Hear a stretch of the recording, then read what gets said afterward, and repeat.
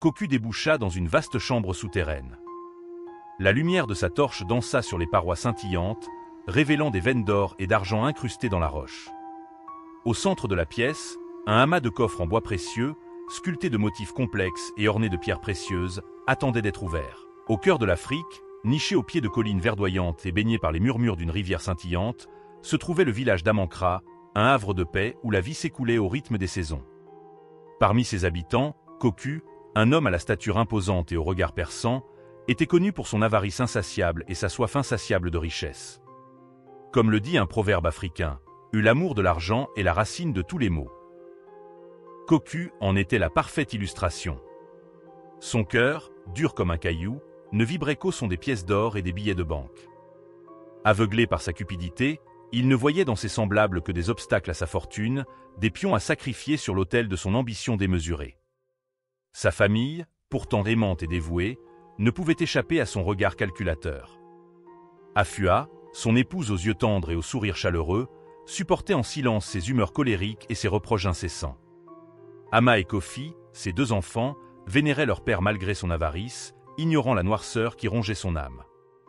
Un jour, alors que Cocu fouillait dans les recoins poussiéreux de son grenier, il tomba sur un vieux parchemin jauni par le temps. Sur ce parchemin, une carte délicate, tracée à l'encre fanée, indiquait l'emplacement d'un trésor inestimable, caché dans les profondeurs de la forêt sacrée qui entourait le village. Cocu, l'homme à l'avarice insatiable, s'empara du parchemin jauni avec des mains tremblantes d'excitation. Ses yeux avides parcoururent la carte délicate, tracée à l'encre fanée, qui révélait l'emplacement d'un trésor inestimable caché dans les profondeurs de la forêt sacrée. Un sourire diabolique se dessina sur ses lèvres fines, dévoilant des dents jaunies par le temps et la négligence. « L'argent est la clé du bonheur » et, murmura Cocu, reprenant un proverbe africain qu'il avait souvent entendu mais jamais compris. Aveuglé par sa cupidité, il ne voyait dans cette carte que la promesse d'une richesse incalculable, d'une vie de luxe et de pouvoir dont il avait toujours rêvé. Ignorant les avertissements des villageois sur les dangers qui guettaient quiconque s'aventurait dans la forêt sacrée, Cocu s'empressa de préparer son périlleux voyage. Il rassembla des provisions, affûta son couteau de chasse et s'assura de la solidité de sa gourde d'eau. Son cœur battait la chamade à l'idée de l'aventure qui l'attendait, mais son esprit était déjà tourné vers les richesses qui l'attendaient à la fin de sa quête.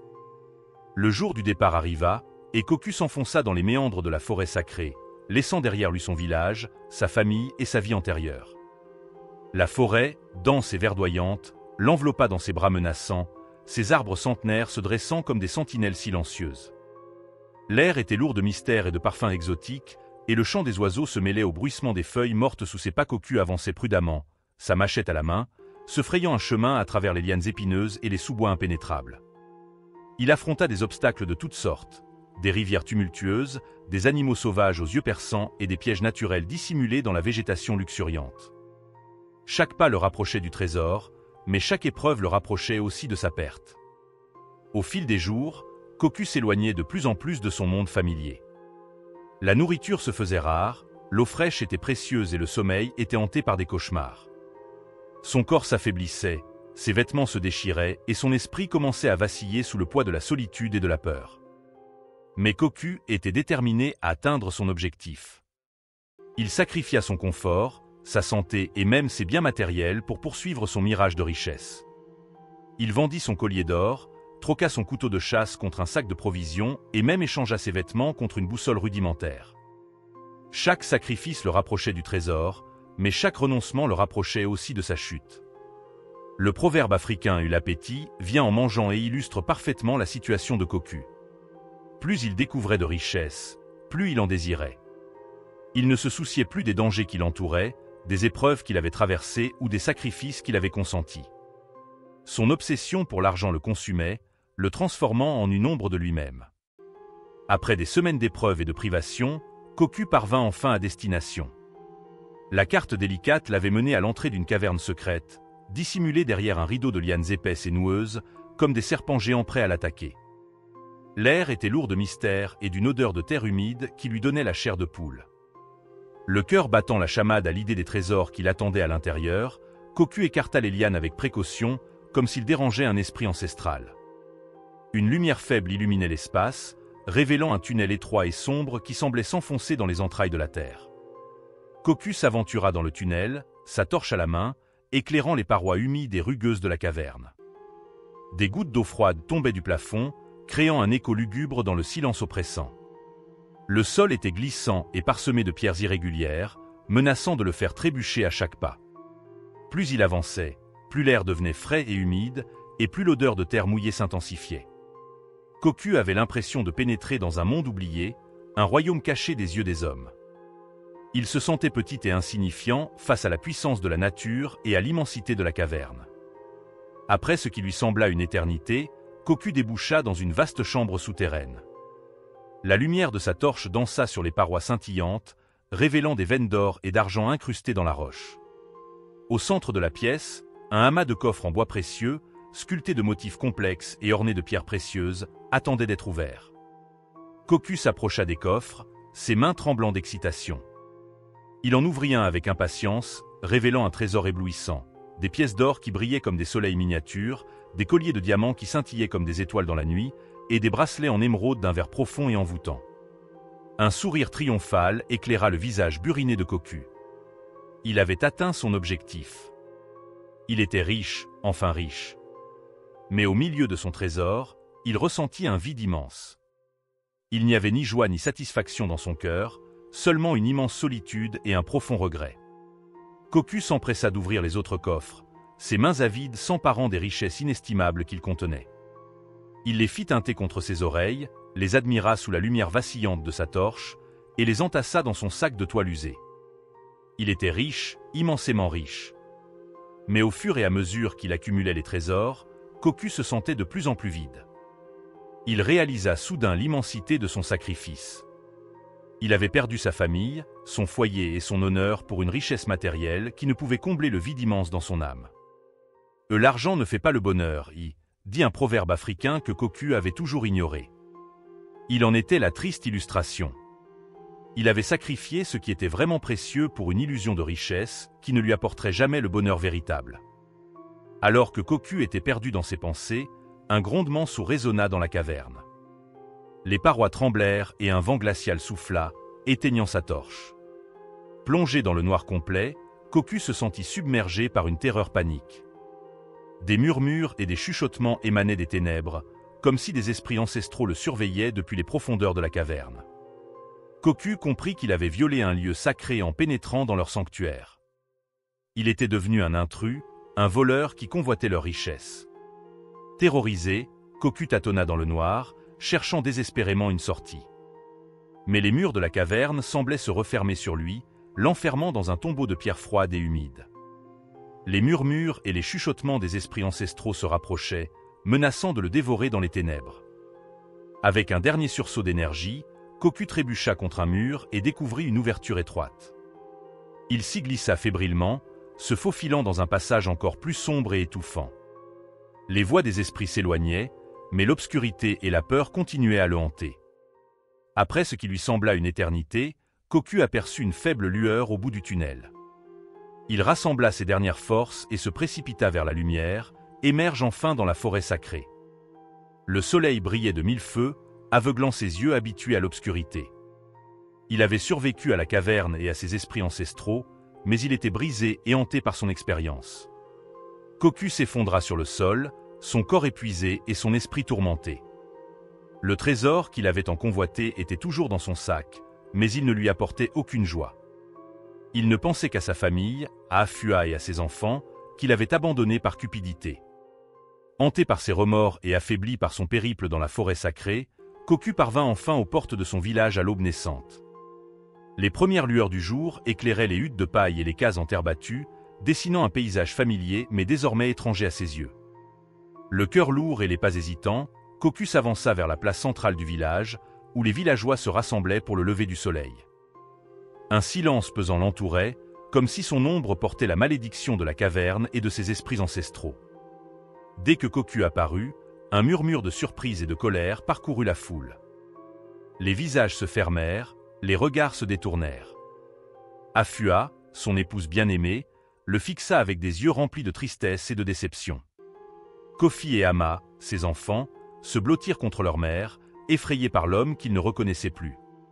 Le chef du village, un vieil homme aux cheveux blancs et à la sagesse ancestrale, s'avança vers Cocu.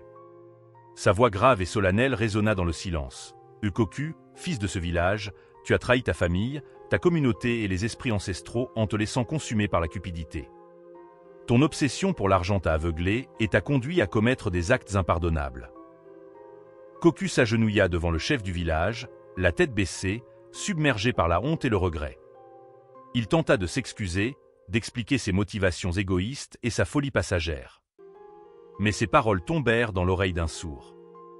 Le chef du village leva son bâton sculpté, un symbole d'autorité et de justice ancestrale. « Cocu, pour tes actes répréhensibles, tu es banni de ce village pour toujours. Tu ne pourras jamais revenir sur ces terres, et ton nom sera à jamais associé à la honte et au malheur. » Un murmure d'approbation parcourut la foule. Cocu fut dépouillé de ses vêtements et de ses biens matériels, ne conservant que son pagne et sa gourde d'eau. On lui montra la route qui menait hors du village, et il fut contraint de s'éloigner, seul et abandonné, vers un avenir incertain. Cocu marcha pendant des jours, errant dans la savane aride et hostile. Le soleil brûlant tapait sur sa tête nue, la soif le desséchait et la faim le tenaillait. Il était un paria, un homme marqué par la honte et le bannissement. Le souvenir de sa famille le hantait, et il regrettait amèrement ses choix égoïstes. Il avait sacrifié tout ce qui était vraiment important pour une richesse illusoire, et maintenant il payait le prix de sa cupidité. Un jour, épuisé par la fatigue et la maladie, Cocu s'effondra sous un arbre baobab, ses forces l'abandonnant. Il ferma les yeux, acceptant son destin tragique. Avant de rendre son dernier souffle, il murmura un message adressé aux générations futures. « N'oubliez jamais que l'argent ne fait pas le bonheur. Chérissez votre famille, vos amis et votre communauté, car ce sont les véritables richesses de la vie. Ne les sacrifiez jamais pour des biens matériels éphémères, car vous le regretterez amèrement. » Des années après la disparition tragique de Cocu, des chasseurs parcourant la forêt sacrée tombèrent par hasard sur une entrée cachée derrière un rideau de lianes. Intrigués, ils s'aventurèrent dans la caverne et découvrirent la chambre au trésor que Cocu avait abandonnée dans sa fuite précipitée. Les chasseurs furent éblouis par les richesses qui s'étalaient devant eux. Des coffres remplis d'or et de pierres précieuses, des statues en ivoire et en bois précieux, des tissus soyeux et des bijoux scintillants. Ils avaient découvert un trésor inestimable, un héritage oublié des temps anciens. La nouvelle de la découverte se répandit rapidement dans le village, ravivant le souvenir de Cocu et de sa tragique histoire. Les villageois se rassemblèrent pour examiner le trésor et décider de son sort. Malheureusement, la découverte du trésor réveilla la cupidité qui sommeillait dans certains cœurs.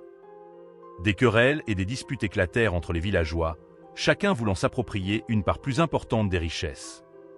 La communauté qui avait autrefois été unie par la tragédie de Cocu se déchira sous le poids de l'avidité.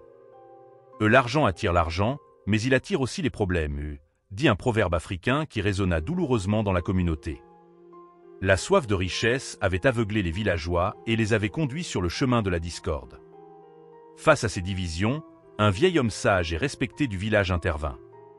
Il avait connu Cocu et se souvenait de sa chute tragique due à la cupidité.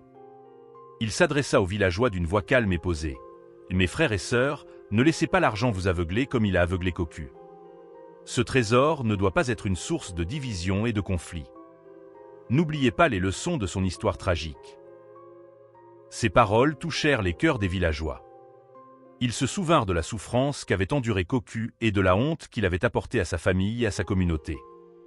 Ils comprirent que la véritable richesse ne réside pas dans les biens matériels, mais dans la paix, l'harmonie et la solidarité. Guidés par la sagesse du vieil homme et inspirés par le souvenir de Cocu, les villageois décidèrent de partager le trésor équitablement entre tous les membres de la communauté. Ils comprirent que la richesse ne devait pas profiter à quelques-uns au détriment des autres, mais qu'elle devait contribuer au bien-être de tous. Cette répartition équitable permit aux villageois d'améliorer leurs conditions de vie, de construire des écoles et des infrastructures, et de vivre dans un plus grand confort. La communauté prospéra, et le souvenir de Cocu fut associé non plus à la cupidité et au malheur, mais à la générosité et à la sagesse. L'histoire de Cocu et de son trésor perdu devint une légende transmise de génération en génération, servant de mise en garde contre la cupidité et l'obsession de l'argent. Les villageois apprirent à chérir les valeurs humaines, la famille, la communauté et l'amour, bien plus que les richesses matérielles éphémères. L'argent ne fait pas le bonheur, dit un proverbe africain que Cocu avait ignoré. Les villageois, instruits par sa tragédie, s'approprièrent ce proverbe et le transmirent à leurs enfants, comme une boussole pour guider leurs choix et leurs actions. L'héritage de Cocu ne résidait pas dans les richesses qu'il avait convoitées, mais dans les leçons qu'il avait involontairement enseignées à sa communauté. Son histoire tragique devint un conte moral, un rappel constant de l'importance des valeurs humaines et de la sagesse ancestrale. L'histoire tragique de Cocu et de son obsession pour la richesse nous offre de précieuses leçons de vie, des proverbes africains et des expressions qui nous invitent à réfléchir sur nos valeurs et nos priorités. L'avidité de Cocu pour l'argent l'a conduit sur un chemin destructeur qui lui a coûté tout ce qui lui était précieux, sa famille, son honneur et sa communauté. Il a sacrifié des relations humaines authentiques et durables pour une richesse matérielle illusoire et éphémère. L'argent ne fait pas le bonheur et, dit un proverbe africain que Cocu a ignoré à ses dépens. Il a cru que l'argent lui apporterait le bonheur et la satisfaction, mais il a découvert qu'il ne pouvait combler le vide de l'amour, de l'amitié et de l'acceptation sociale. Cocu a perdu sa famille et sa communauté en poursuivant une richesse matérielle. Il a oublié que les vrais trésors de la vie se trouvent dans les liens humains, dans l'amour et le soutien mutuel. La famille est plus précieuse que l'or, dit un proverbe africain qui souligne l'importance des liens familiaux. Cocu a négligé ce principe et en a payé le prix fort. Il a perdu l'amour et le respect de sa femme et de ses enfants, et il s'est retrouvé seul et abandonné à la fin de sa vie. L'histoire de Cocu nous rappelle l'importance de la sagesse ancestrale et des valeurs humaines telles que la générosité, la compassion et l'humilité. Ces valeurs nous guident vers une vie plus épanouissante et plus riche de sens, bien au-delà des biens matériels. L'argent est un bon serviteur, mais un mauvais maître et, dit un proverbe africain qui met en garde contre les dangers de la cupidité. Cocu a laissé l'argent le dominer, ce qui l'a conduit à la ruine et au désespoir. L'histoire de Cocu sert de mise en garde pour les générations futures. Nous devons apprendre des erreurs des autres et éviter de tomber dans les mêmes pièges. Ne laissons pas la cupidité nous aveugler et nous éloigner des choses qui comptent vraiment dans la vie. Le sage apprend de ses propres erreurs, l'insensé apprend des erreurs des autres, dit un proverbe africain qui souligne l'importance de tirer des leçons des expériences négatives. L'histoire de Cocu peut nous aider à faire des choix plus avisés et à vivre une vie plus riche de sens. Il est important de transmettre les leçons de l'histoire de Cocu aux générations futures. Nous devons leur apprendre à chérir les valeurs humaines, à cultiver des relations authentiques et à ne pas se laisser consumer par la cupidité. L'éducation est l'arme la plus puissante que vous pouvez utiliser pour changer le monde, dit un proverbe africain qui souligne l'importance de l'éducation et de la transmission des savoirs. En partageant l'histoire de Cocu avec les jeunes générations, nous pouvons les aider à faire des choix plus éclairés et à construire un monde meilleur. L'histoire de Cocu est une tragédie, mais elle contient également de précieuses leçons de vie. En tirant des leçons de ses erreurs, nous pouvons éviter de tomber dans les mêmes pièges et vivre une vie plus riche de sens et de bonheur.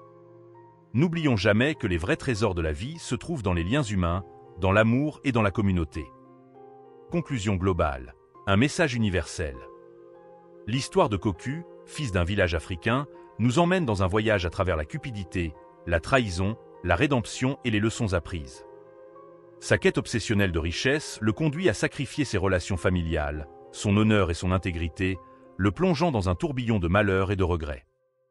La découverte du trésor caché dans la caverne sacrée ne lui apporte ni joie ni satisfaction, mais plutôt une prise de conscience brutale de ses erreurs. Son bannissement du village et sa mort solitaire servent de mise en garde contre les dangers de la cupidité et de l'obsession des biens matériels. L'histoire de Cocu s'achève sur une note d'espoir, car les villageois apprennent de ses erreurs. Ils partagent équitablement le trésor découvert, ravivant l'harmonie et la prospérité dans la communauté. L'héritage de Cocu ne réside pas dans les richesses qu'il a convoitées, mais dans les leçons qu'il a involontairement enseignées à sa communauté. Ce récit poignant transcende les frontières culturelles et nous offre un message universel. La véritable richesse réside dans les valeurs humaines, l'amour, la famille et la communauté. La cupidité et l'obsession des biens matériels ne mènent qu'au malheur et à la destruction. Il est important d'apprendre des erreurs des autres et de faire des choix éclairés dans la vie. La sagesse ancestrale et les valeurs humaines nous guident vers une vie plus épanouissante et plus riche de sens. L'histoire de Cocu nous interpelle et nous invite à réfléchir sur nos propres priorités et valeurs. En chérissant les liens humains et en cultivant la générosité, la compassion et l'humilité, nous pouvons construire un monde meilleur pour nous-mêmes et pour les générations futures. Que l'histoire de Cocu serve de rappel constant de l'importance des véritables trésors de la vie, ceux qui ne peuvent être ni achetés ni volés, mais uniquement cultivés et partagés avec amour. Merci beaucoup d'avoir regardé et n'oubliez pas de vous abonner à notre chaîne YouTube. Si vous aimez cette histoire, je vous prierai de lâcher un pouce bleu, commenter et la partager avec vos proches. Dites-nous en commentaire depuis quel pays ou ville vous nous suivez. Merci et que Dieu vous bénisse.